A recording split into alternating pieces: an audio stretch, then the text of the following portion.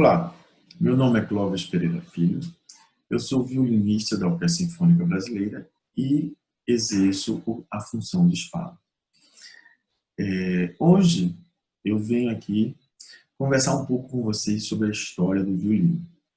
Então, o violino é um instrumento que foi criado praticamente em meados do século XVI e nós devemos atribuir essa criação a um luthier chamado Gasparo di Salò. Antes disso, existia um instrumento que era muito popular na época, chamado rabeca. Esse instrumento até se encontra hoje em dia muito em músicas folclóricas.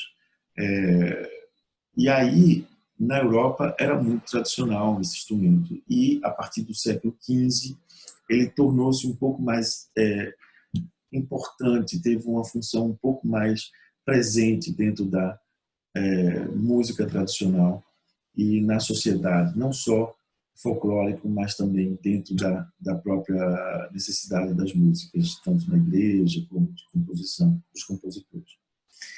Então, assim, o instrumento em si, ele foi encontrado, acho que é a versão mais antiga do que a gente conhece, ele foi encontrado no leste europeu, no Império Bizantino, que aí trouxe-se para a Europa Central. Na Europa Central, ou seja, na Itália, a gente atribui a três famílias a criação dos instrumentos de primeira classe, assim, os instrumentos que são considerados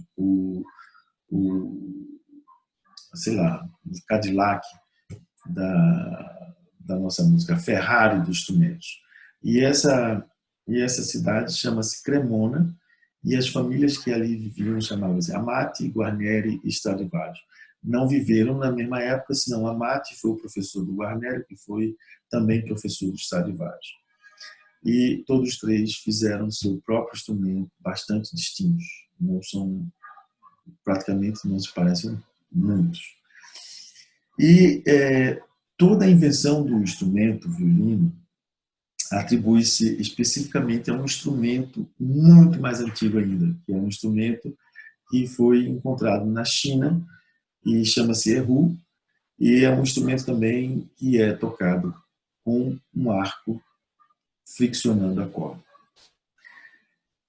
O violino também, a gente pode dizer, da forma que a gente conhece, ele manteve-se 200 anos inalterado.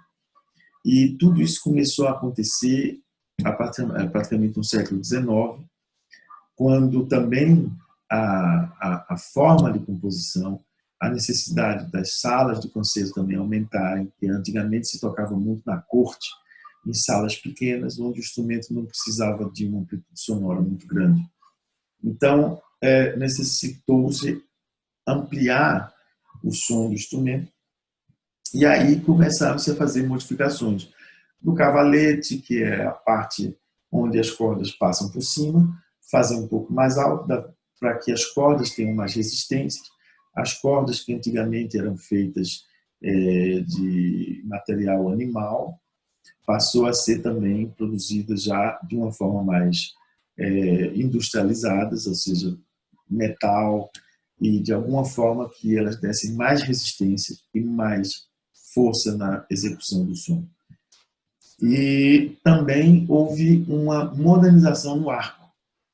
O arco do instrumento, que antecedia esse período romântico, eles eram um pouco curvados em direção contrária e não tinham como fazer a pressão da emissão sonora. Então, existiu um violinista chamado Giovanni Battista Viotti, e fez uma encomenda a um marchetier francês chamado Tourt, François Tourt, e isso data mais ou menos de 1700, no final do século XVIII, e ele pediu que fizesse um arco que pudesse exercer um pouco mais de pressão sobre as cordas do violino, e aí descobriu-se que assim também você teria uma emissão, uma projeção maior do som. E aí, todo esse processo de desenvolvimento foi fazendo com que os instrumentos conseguissem tocar mais rápidos, mais rápido, com mais agilidade, mais velocidade técnica, e aí foram surgindo os compositores, os solistas, os virtuosos e as músicas que exigiam cada vez mais da execução violinística e o instrumento acompanhando tudo isso. Então, essa é uma história básica, assim, não é muito o instrumento a história do violino é muito maior, muito mais longa, mas eu estou tentando sintetizar aqui de uma forma que eu possa explicar um pouco o que o violino é. Então, o violino foi usado em música de câmara como solista, e aí também a construção das orquestras foram aumentando e cada vez mais precisando mais som e mais som, e aí a quantidade de violinistas foi aumentando, e para isso precisava também de uma pessoa que organizasse tudo isso de uma forma, e essa pessoa que era conhecida antigamente como o primário, ou o que se chama em alemão Stehgeiger, passou a ser o Concertmeister, ou seja, o mestre de concerto. Então, esse título foi atribuído ao primeiro violinista que senta e passa a ser a pessoa que organizava e fazia toda a execução da música. Isso tudo antes de acontecer a figura do maestro. Isso data-se também a final do século XIX. Então, é muito tradicional, quando se vai em Viena, que vê as orquestras de valsa, que você tem um violino em pé que domina e que rege e que faz que dá todas as entradas à orquestra. Isso chama-se Stehgeiger, ou seja, primários, ou seja, Concertmeister, ou na nossa língua portuguesa, Spala, que é uma palavra italiana, que foi também atribuído por denominar-se ombro a palavra e dizer que o violinista tinha toda a orquestra no seu ombro no momento da execução. Então aí, nós vimos assim a palavra do Spala. A Spala vem de uma tradição onde ele senta à esquerda do maestro e ele tem uma função específica. Ele tem a função de organizar a afinação da orquestra, ele tem a função de tocar os solos que são pedidos pelos compositores, e ele tem a função de interpretar os movimentos mímicos do maestro e fazer uma transcrição técnica musical e passar para a orquestra. E essa função é um trabalho em conjunto, é um trabalho entre maestro, Spala e músicos da orquestra.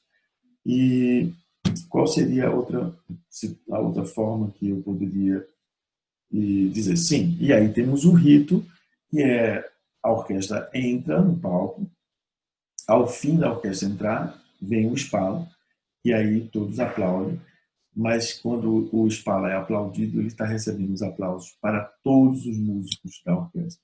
Essa é uma figura representativa também.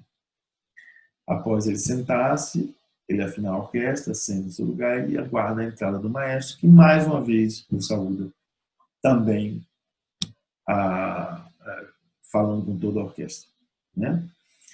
Então, essas são as funções mais específicas do Spala e as mais básicas também, que é afinar, sentar, liderar o seu grupo, ajudar o maestro e tocar os solos orquestrais. Agora, a função Spala é uma função que vinha, na verdade, do teatro, que se chamava atore de Spala. Acredito que, se eu fosse traduzir essa palavra, seria tipo assim, um ator coadjuvante, aquele que sustenta o ator, o protagonista. Ou seja, essa analogia que foi trazida para a orquestra, então a gente deve entender o Spala como aquele que está ali auxiliando o maestro para que nós possamos ter a melhor execução de uma obra e que nós possamos passar para o público, para vocês que nos vêm assistir, a melhor execução da obra que está sendo executada. Okay? Então é isso.